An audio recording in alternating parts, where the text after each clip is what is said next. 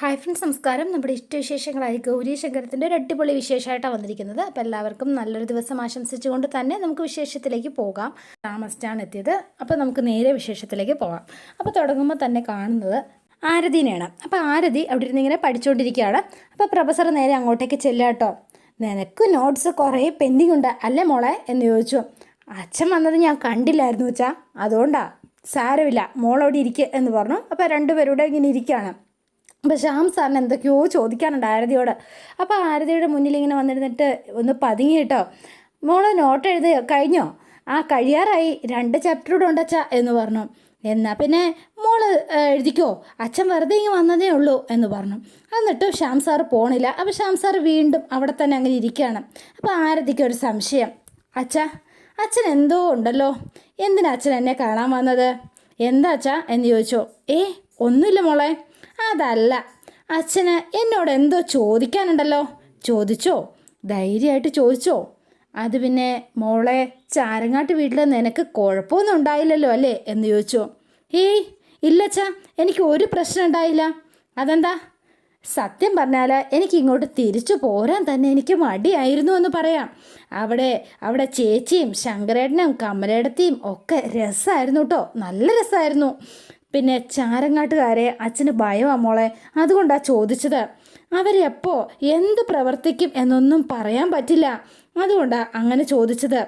ഗൗരി ആ വീട്ടിൽ കഴിയുന്ന ഓരോ നിമിഷവും അച്ഛൻ്റെ മനസ്സിൽ ആദ്യമാണ് മോളെ. അച്ഛൻ ആ ഗൗരിയുടെ ചേച്ചിയുടെ കാര്യം ഓർത്ത് ഒരു ടെൻഷനും വേണ്ട. അവിടെ എന്ത് പ്രശ്നം ഉണ്ടായാലും ഒറ്റയ്ക്ക് നേരിടാൻ ചേച്ചി ഒരാൾ മതി. പിന്നെ ചേച്ചിയുടെ സപ്പോർട്ടിന് ശങ്കരേട്ടനുണ്ടല്ലോ. പിന്നെന്താച്ചാ ഉണ്ട്. ശങ്കർ നിന്നെയും കൂട്ടി രാത്രി വന്നപ്പോൾ പെട്ടെന്ന് അവിടെ എന്തോ പ്രശ്നമുണ്ടെന്ന് ഞാൻ അച്ഛനൊന്ന് പേടിച്ചു പോയി, അതാ ചോദിച്ചത്. ഇപ്പോൾ നിന്നോട് സംസാരിച്ചപ്പോഴാണ് മോളെ അച്ഛനൊരു സമാധാനവും സന്തോഷവും ഒക്കെ തോന്നിയതും.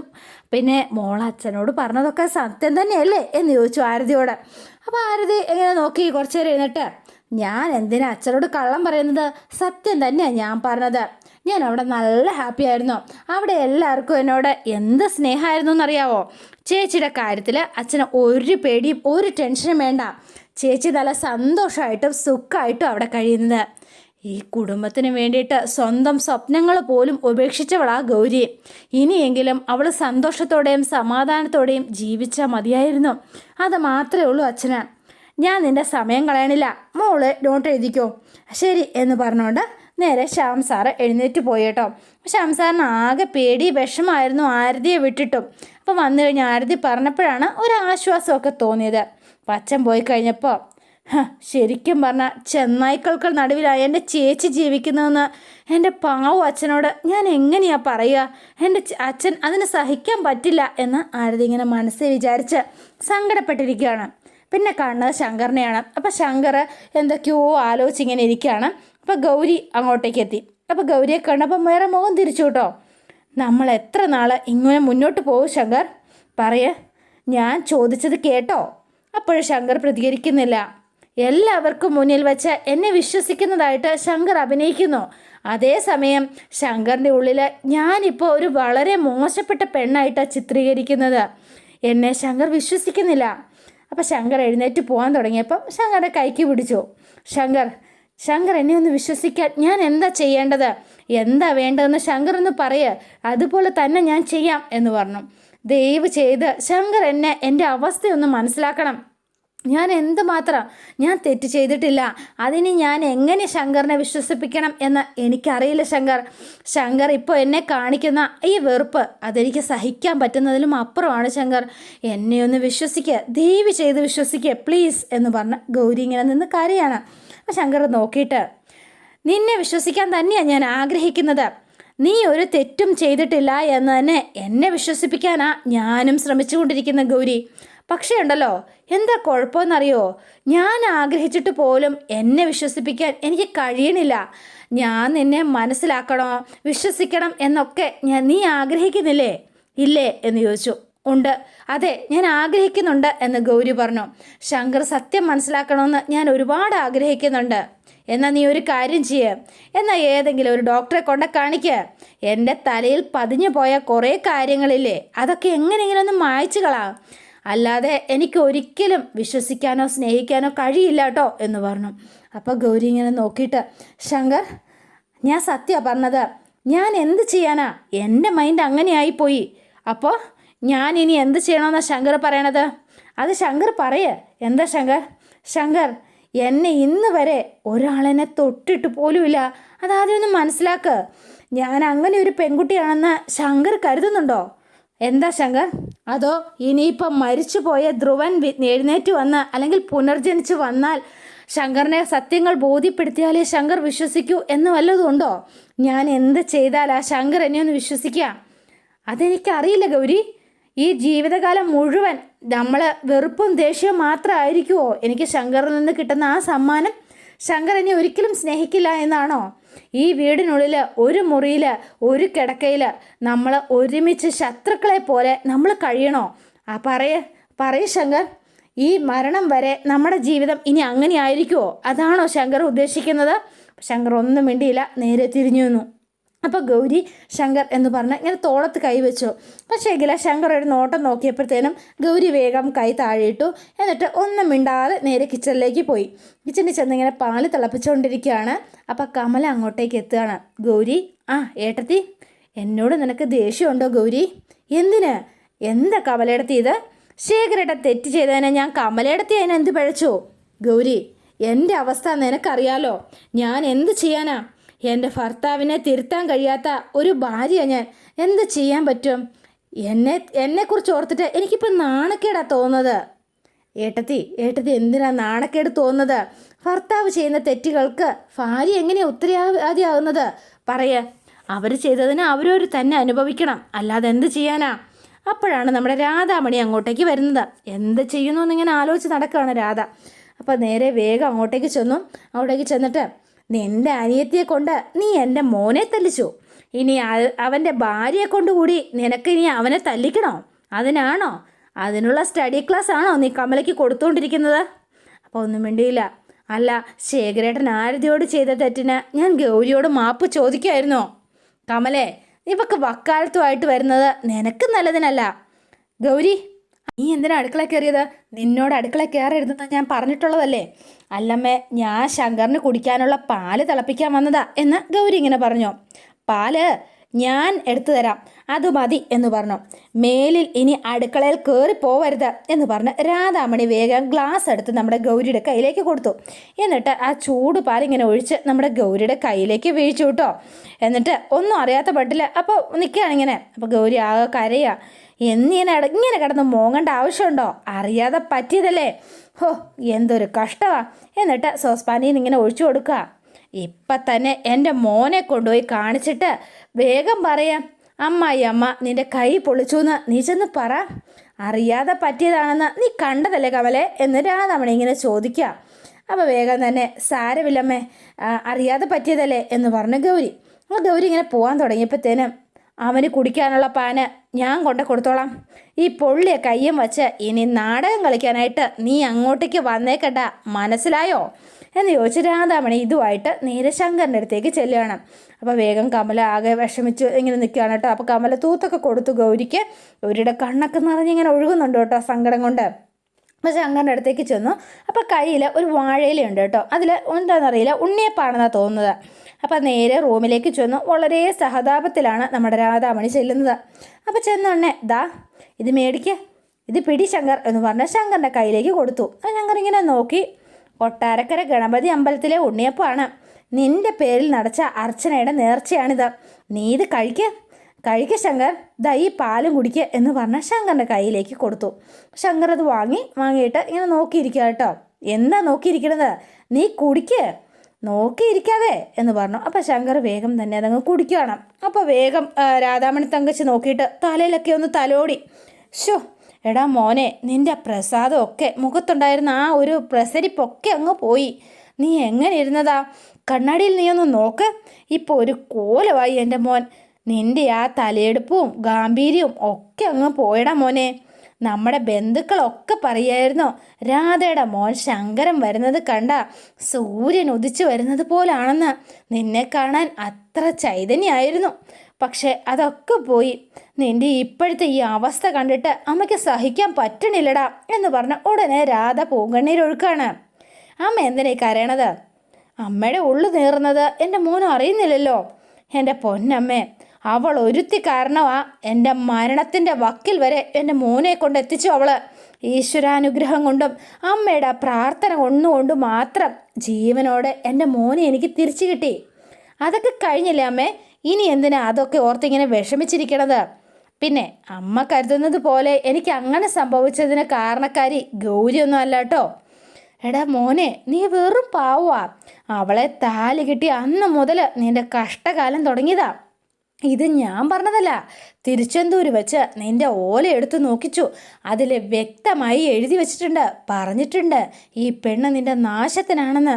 നീ അവളുടെ കഴുത്തിൽ കെട്ടിയ താലി അഴിക്കാതെ നിനക്ക് നന്നായി ജീവിക്കാൻ പറ്റില്ല മോനെ. സത്യവാ. ഓല എടുത്തു നോക്കിന്നോ? ആരോട് ചോദിച്ചിട്ടാ അമ്മ ഇത് ചെയ്തത്? ഓഹോ, അപ്പം ഞാൻ ചെയ്തതാ കുറ്റമല്ലേ? ഗൗരി എവിടെ? എനിക്കറിയില്ല, അവിടെ എങ്ങാനും ഉണ്ടാവും എന്ന് പറഞ്ഞു. അപ്പോൾ വേഗം തന്നെ നോക്കിയിട്ട്, എടാ എന്നീ കുടുംബത്തിൽ എന്ത് പ്രശ്നങ്ങൾ ഉണ്ടാക്കാമെന്ന് അവിടെ ആലോചിച്ച് വല്ല ഇരിപ്പുണ്ടാവുമായിരിക്കും. അല്ലാതെ ഇപ്പം ഞാനെന്തു പറയാനാ എന്ന് ചോദിച്ച് രാധ നേരെ അങ്ങോട്ടേക്ക് ഇറങ്ങിപ്പോയി. അപ്പോൾ ശങ്കറിന് കാര്യമൊക്കെ മനസ്സിലായി.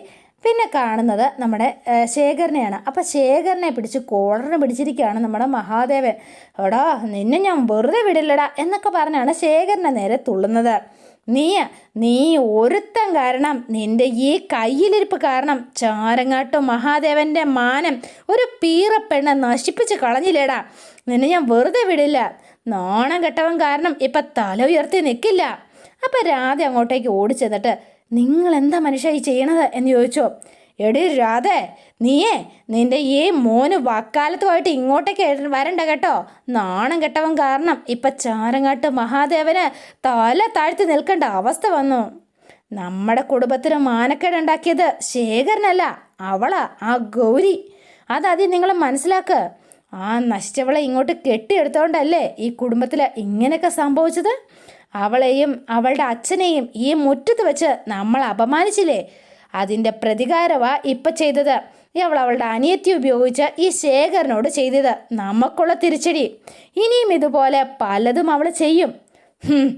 അവളുടെ ഒരു ഒടുക്കത്തെ പ്രതികാരം ശരിയാക്കി കൊടുക്കുന്നുണ്ട് ഞാൻ. എടി രാധേ, നീ കണ്ടോട്ടോ.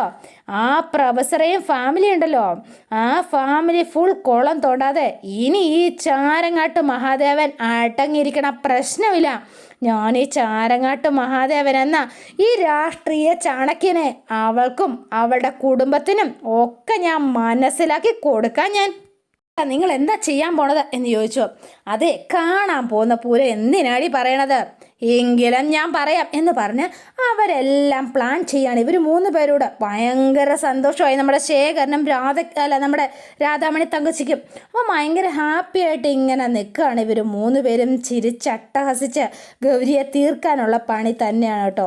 പിന്നെ കാണുന്നത് നമ്മുടെ ശങ്കറിനെയാണ്. അപ്പോൾ ശങ്കർ ഇവിടെ നിന്ന് ഫോണിൽ ഇങ്ങനെ നോക്കിക്കൊണ്ടിരിക്കുന്നു. അപ്പോൾ ഗൗരി ഇടാനുള്ള ഡ്രസ്സൊക്കെ ഇങ്ങനെ എടുത്തുകൊണ്ട് നിൽക്കുകയാണ്. അപ്പോഴാണ് ഗൗരിക്ക് ആ ഒരു ഡ്രസ്സ് ഓർമ്മ വന്നത് കേട്ടോ. ആദ്യമായിട്ട് ശങ്കർ നമ്മുടെ ഒരാളുടെ കയ്യിൽ വാങ്ങിച്ച് കൊടുത്ത് നമ്മുടെ ഗൗരിക്ക് ആദ്യം കൊടുത്ത ആ സാരിയും ബ്ലൗസുമാണ് കേട്ടോ. അത് ആദർശിൻ്റെ കൈ കൊടുത്തു. അപ്പോൾ അത് സൂക്ഷിച്ച് തന്നെ ഗൗരി വച്ചിട്ടുണ്ടായിരുന്നു. ആ ഒരു സാരിയും ബ്ലൗസും എടുത്തുകൊണ്ടാണ് പോണത്. പാല് കുടിച്ചുകൊണ്ടിരുന്നപ്പോഴത്തേനും അത് കഴിഞ്ഞ ശേഷം ഈ സാരിയും ബ്ലൗസും ഒക്കെ ഇട്ട് നമ്മുടെ ഗൗരി ഇങ്ങനെ വന്ന് നിൽക്കുകയാണ്. ഇത് കണ്ടപ്പോഴത്തേനും സകല കൺട്രോളും പോയി എന്ന് പറയാം ശങ്കറിൻ്റെത്. ഇങ്ങനെ കയ്യിലിരുന്ന ഗ്ലാസ് വരെ തെന്നി താഴേക്ക് പോവാണ്. അപ്പോൾ ഗൗരി വേഗം വന്ന ഗ്ലാസ് പിടിച്ചു കേട്ടോ. ഇത് കണ്ടപ്പോൾ ശങ്കറിൻ്റെ മുഖമൊക്കെ തെളിഞ്ഞു, ആകെ ചിരിയൊക്കെ ഒന്ന് വന്നു. അപ്പോൾ ഇത് കണ്ടിങ്ങനെ ഗൗരി ഇങ്ങനെ അന്തിച്ച് നോക്കി നിൽക്കുകയാണ്. ആദ്യമായിട്ട് ഗൗരിക്ക് ശങ്കർ വാങ്ങിക്കൊടുത്ത ആ ഒരു സാരിയാണത്. അപ്പം ഇത് കഴിഞ്ഞിട്ട് കയ്യിലിങ്ങനെ നോക്കുകയാണ്. ഇതെന്ത് പറ്റിയതാണ് എൻ്റെ കയ്യിൽ? ഒന്നുമില്ല, അത് ചെറുതായിട്ടൊന്ന് പൊള്ളിയതാ എന്ന് പറഞ്ഞ് പോകാൻ തുടങ്ങിയപ്പോൾ അവിടെ നിന്നേ നീയാ. അപ്പോൾ വേഗം തന്നെ ശങ്കർ അവിടെ നിന്ന് ഒരു ഓയിൽമെൻ്റ് എടുത്തു. ഇത് പൊള്ളലിനുള്ള ഓയിൽമെൻറ്റാണ്, ഇത് വേഗം പുരട്ടെ എന്ന് പറഞ്ഞു. പിന്നെ ഇത് ശങ്കറല്ലേ എടുത്തത്, അതുകൊണ്ട് ഓയിൽമെൻറ്റ് ശങ്കർ തന്നെ അങ്ങ് പുരട്ടിത്താ എന്ന് പറഞ്ഞു. അപ്പോൾ ശങ്കർ ഇങ്ങനെ നോക്കിയിട്ട്, ഞാൻ എന്തിനാ നിൻ്റെ ഓയിൽമെൻറ്റ് പുരട്ടിത്തരുന്നത്?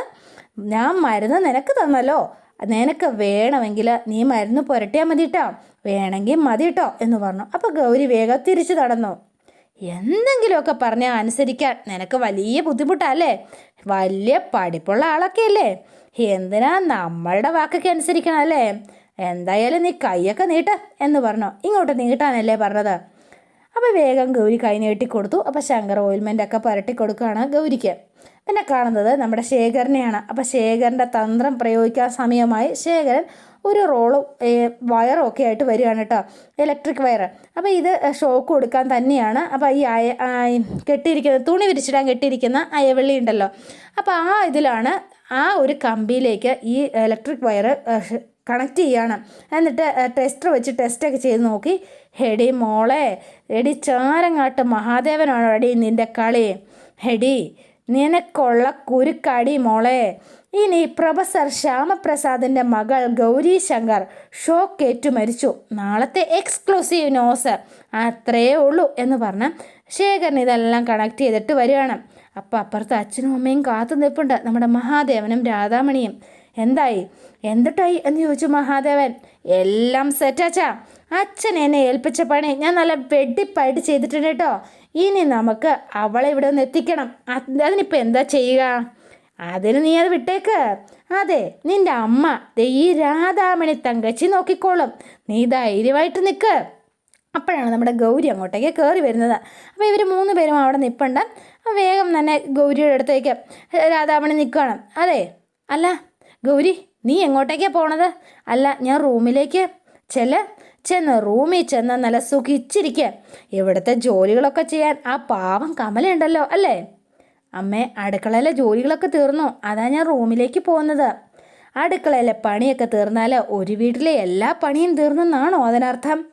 ഇനി എന്ത് ജോലിയാണ് ബാക്കിയുള്ളത്? അമ്മ പറയേ, ഞാൻ ചെയ്യാം. ദേ തുണികൾ നനച്ച് ദേ എത്ര നേരമായി ദേണ്ട ആ ബക്കറ്റ് വെച്ചിരിക്കുന്നു. അതൊന്ന് ടെറസിൽ കൊണ്ടുവന്ന് വിരിക്കാനായിട്ട് ആർക്കെങ്കിലും തോന്നിയോ? ഇല്ലല്ലോ. എല്ലാ ജോലിയും കഴിഞ്ഞു പോലും. അടുക്കളയിലെ പണി മാത്രമല്ല വീട്ടുജോലി എന്ന് പറയണത്, എല്ലായിടത്തും നമ്മുടെ കണ്ണ് വേണം. ശരി അമ്മേ, ഞാൻ തുണികളെ ടെറസിൽ കൊണ്ട് വിരിക്കാം എന്ന് പറഞ്ഞു. അപ്പോൾ ഗൗരി അകത്തേക്ക് പോകാൻ തുടങ്ങിയപ്പം, നീ എങ്ങോട്ടേക്കാണ് പോണത്? അല്ല, എൻ്റെ ചെരുപ്പ് ഒന്ന് എടുത്തിട്ട് വരാം. അയ്യോ, ചെരുപ്പിടാതെ ടെറസിലൊന്ന് കയറിയെന്ന് വെച്ച് നിന്റെ കാലൊന്നും ഉരുകി പോകുന്നുമില്ല. അതൊന്നിൻ്റെ ആവശ്യമൊന്നുമില്ല. നിനക്ക് പണിയെടുക്കാൻ വയ്യ, അതിന് ഓരോരോ കാരണങ്ങൾ കണ്ടെത്തും. അല്ലാതെന്താ? നീ ചെരുപ്പൊന്നും എടുക്കണ്ട, വേഗം ചെന്ന് തുണി കൊണ്ട് വിരിച്ചിടാൻ നോക്ക്. ശരി അമ്മേ എന്ന് പറഞ്ഞു. എന്നിട്ട് ഗൗരി ഈ തുണിയായിട്ട് നേരെ ടെറസിലേക്ക് കയറിപ്പോവാണ്. ഇവരിങ്ങനെ സന്തോഷിച്ച് നോക്കി നിൽക്കുകയാണ് കേട്ടോ. അപ്പോൾ ഗൗരി നേരെ ടെറസിൽ ചെന്നു. എന്നിട്ട് തുണി വിരിച്ചിങ്ങനെ അയലോട്ട് ഇടാൻ തുടങ്ങുകയാണ്. അതോടെയാണ് ഇന്നത്തെ വിശേഷം അവസാനിക്കുന്നത്. ഇനി നാളത്തെ വിശേഷം ഇതിലും ഗംഭീരമാണ്. അപ്പോൾ എല്ലാവരും വെയിറ്റ് ചെയ്യുക. ഇഷ്ടപ്പെട്ടുവെങ്കിൽ ലൈക്ക് ചെയ്യുക, ഷെയർ ചെയ്യുക. തൊട്ടടുത്ത് ആ ബെൽ ബട്ടൺ കൂടെ ഒന്ന് ഞെക്കുകയാണെങ്കിൽ ഞാൻ ഇടുമ്പോൾ തന്നെ നോട്ടിഫിക്കേഷൻ ലഭിക്കുന്നതായിരിക്കും. പുതുപുത്ത വിശേഷമായിട്ടെത്താം. Bye and see you again.